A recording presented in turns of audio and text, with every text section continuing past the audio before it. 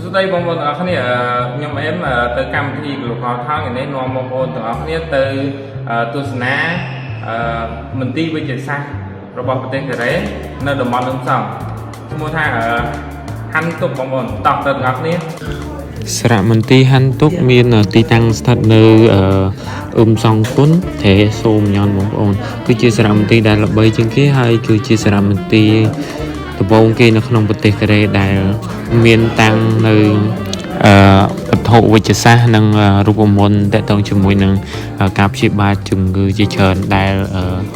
ពាក់បរោះពីដើមគាត់ដឹងគាត់ចេះគាត់យល់គាត់បានកត់ទុកនៅក្នុងសិភៅហើយនឹងបន្សល់ទុកនៅរូបមន្តសម្រាប់ជនជាតិកូរ៉េជំនាន់ក្រោយក៏ដូចជាមានសម្ភារៈជាច្រើនដែលតាំងនៅក្នុងនេះពាក្យថាហាន់ទុកហ្នឹងគឺមកពីពាក្យថាហាន់គុកហើយនឹងទុកគីលប្រទេសកូរ៉េហើយនឹងប្រទេសទុកគីបងប្អូនបានរួមបញ្ចូលគ្នាក្នុងការបង្កើតនៅមន្ទីរវិទ្យាសាស្ត្រមួយនេះហើយយើងអាចមើលវត្ថុបុរាណរបស់ឱសថវិទ្យាសាស្ត្រ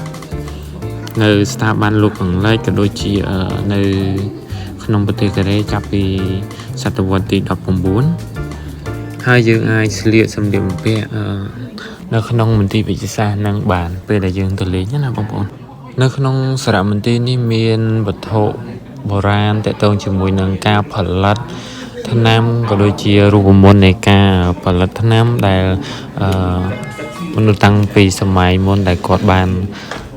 រកឃើញហើយគាត់បានបន្សល់ទុកមកបងប្អូនខ្ញុំរាប់រៀបរាប់អត់អស់ទេអញ្ចឹងបងប្អូនដែលនៅតំបន់អ៊ឹមសងឬក៏ចិត្តអ៊ឹមសងអីចង់មកទស្សនានៅសារមន្ទីរយើងអាចចូលរួមជាមួយនឹង Local Town ដែលបង្កើតឡើងនៅតំបន់អ៊ឹមសងថេសូមញ៉ាន់